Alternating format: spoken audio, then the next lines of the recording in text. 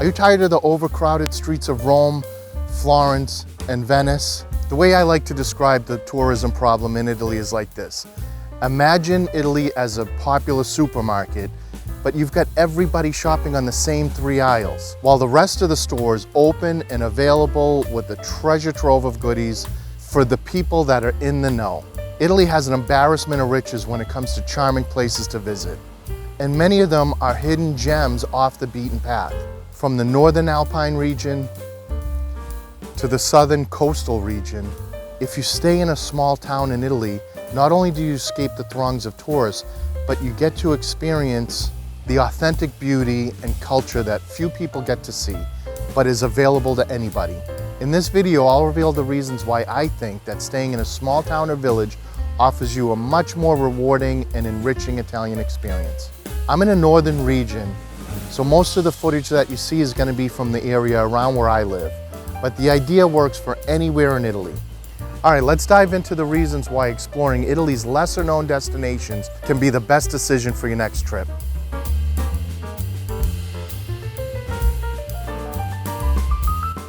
Once you venture away from places like Rome and Florence and Venice and get off of the tourist beaten path, you're going to find that just about everything is cheaper. For instance, dining out costs a fraction of what it would cost in one of those touristy spots. Now, why is that? Well, in smaller towns and villages, these establishments have a lower operating cost, lower rents, cheaper produce, local produce. Plus, these restaurants rely on repeat business from locals. Unlike restaurants in the touristy areas where they can charge high prices to visitors that they're never going to see again. Even hotels are cheaper. Very often you can get the same, if not better, amenities for a much lower price at some of the hotels in the off the beaten path regions. Take Sicily, for instance. It's just an hour train ride from Venice.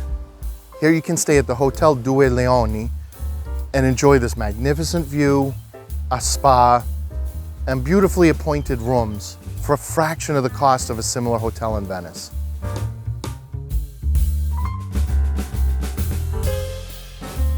When you stay in the touristy hotspots, very often you're going to feel like you're rushing from one site to the next with barely any time to stop and smell the roses. These hot, crowded sites can be exhausting, leaving you drained by the end of the day. On the flip side, you've got a much slower pace in these small towns and villages. This means that you can actually relax and enjoy your surroundings, leaving you with enough energy for the activities that you want to take part in when you feel like being active. Imagine sitting in a quiet piazza, people watching and just soaking in the local atmosphere. It's a simple yet rewarding activity, and it's one of my favorite things to do in Italy. Shopping is also a breeze when there's fewer people around. You don't have to elbow your way through the crowds in restaurants and coffee shops, the local markets, or gelaterie. In these small towns, you can truly savor each moment, making your travel experience much more enjoyable.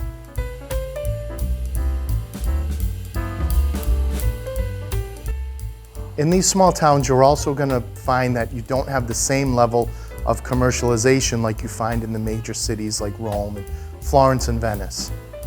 Instead, you're going to find local shops, family-owned restaurants, and small markets that provide a genuine taste of Italian life. When you shop in these small towns, you'll discover unique products that are locally produced instead of mass-produced souvenirs. You'll find handmade crafts, local delicacies, and markets that sell a little bit of everything. And that's how you discover the region's true cultural heritage. Dining out is another area where small towns really shine. These restaurants really focus on serving authentic, home-cooked meals that are made with locally sourced products, and all without that tourist markup. That way you can enjoy delicious, high-quality food at reasonable prices. And that means that you're way more likely to eat actual traditional dishes.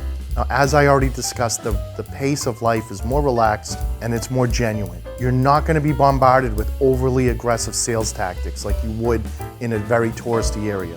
Instead, you can take your time exploring, actually interacting with the locals, and it's this way that you can experience the true charm of Italy.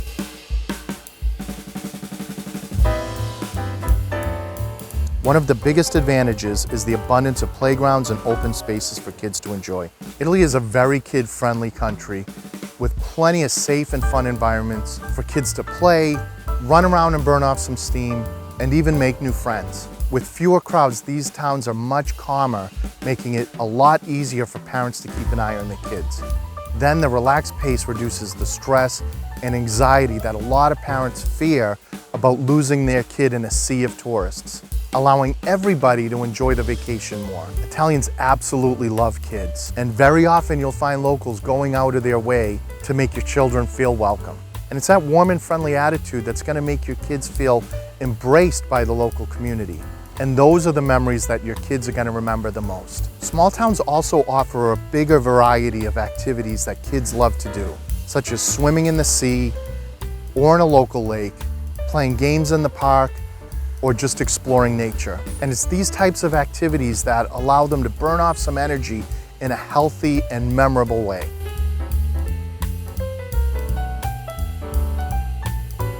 While Rome is famous for its ancient ruins, there are fascinating remnants scattered all throughout Italy, and many are found in these small towns. You're not going to find landmarks like the Colosseum, obviously, but there are plenty of ruins to admire. There are loads of small museums dedicated to the ruins, to the history of that particular area, and often they only cost a few euro to get in. Wandering through these lesser-known areas, you'll stumble upon beautifully preserved medieval streets, cozy piazzas, and charming old-world architecture. And these hidden gems often have fewer tourists. And that allows you to appreciate all the intricate details of Italy without the crowds. Small towns offer all kinds of unexpected surprises, like ancient castles, historic churches, and even unique local traditions that have been practiced for centuries. Each town has its own story to tell, and you're going to be there to soak it all in.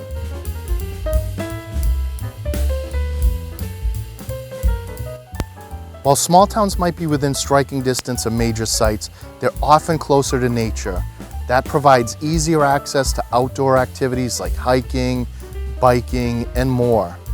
Italy's diverse landscape means you're never far from mountains that are ideal for hiking and adventure sports. Whether you're an avid hiker or just looking for a leisurely stroll through some beautiful nature, the options really are endless. Many small towns are near beautiful lakes perfect for swimming, and the sea is often within reach as well. This means you can enjoy a refreshing dip or do some water sports, all without the hassle of large crowds.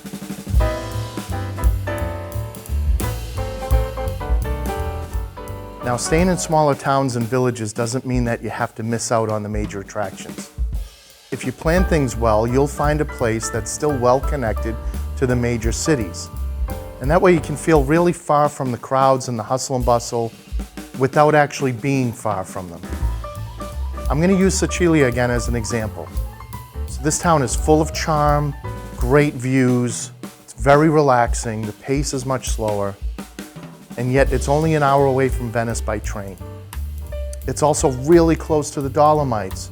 In just 20 minutes, a half an hour, you can be in the mountains, or you can go the other way and be in Venice in an hour.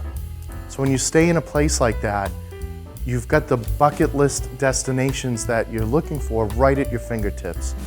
So you go there for the day, and then you come back to that quiet and peaceful and relaxing place to settle down and recharge your batteries after a long day of sightseeing. And that gives you the best of both worlds. You've got the iconic sights, and you've got the authentic Italy.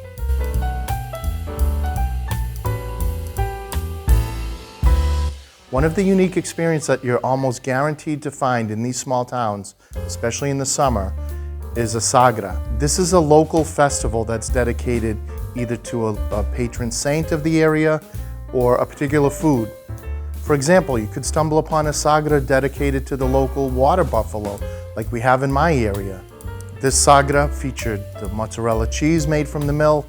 It also featured some dishes made from the meat of the local water buffalo. And it was held within the ruins of a 1,000-year-old castle, so that adds even more to the charm. It's not just about the sagras, there's all kinds of events going on. There are concerts.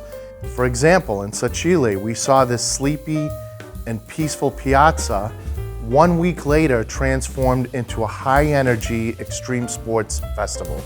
And these types of events are very common, especially in the summer. And it's a good way for these sleepy towns to wake up a little bit and kind of get the adrenaline pumping.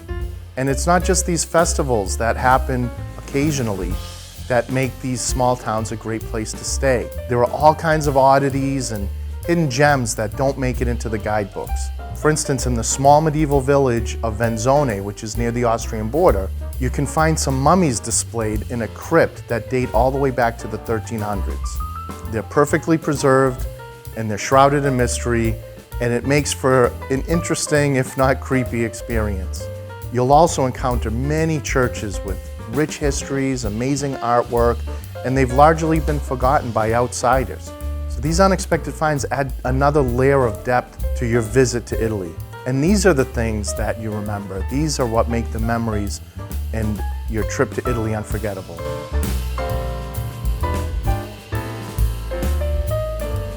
Outside of the major cities, there are also more options for accommodations, such as an agriturismo.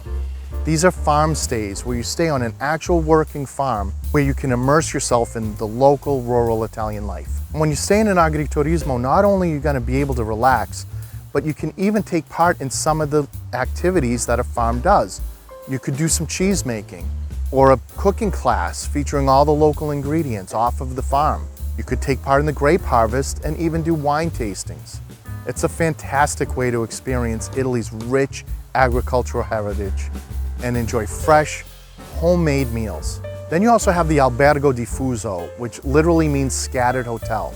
It's a concept which involves you staying in rooms around the town instead of in one specific structure for a hotel. And the idea is to integrate tourism into the local community. And that really allows you to live like a local. You'll get a taste of authentic Italian life while still enjoying the comforts of a modern hotel. As someone who lives in a small town near the breathtaking Dolomites, I can truly say that these aspects of Italian living have enriched my life in countless ways. And I want to share this idea with others because the magic of Italy extends way beyond the tourist hotspots. No matter what area in Italy you choose to stay, these ideas are universal. You're going to get to experience authentic food, stunning landscapes, and warm and hospitable locals. There's so much to discover in Italy that you're really doing yourself a disservice if you stay in those big areas only. So what do you think? Did I convince you to stay in a small town in Italy, or would you still rather stay in the thick of things and be near the tourist centers? As always, thanks for watching, and make sure you watch this next video that's going to help you plan your perfect trip to Italy.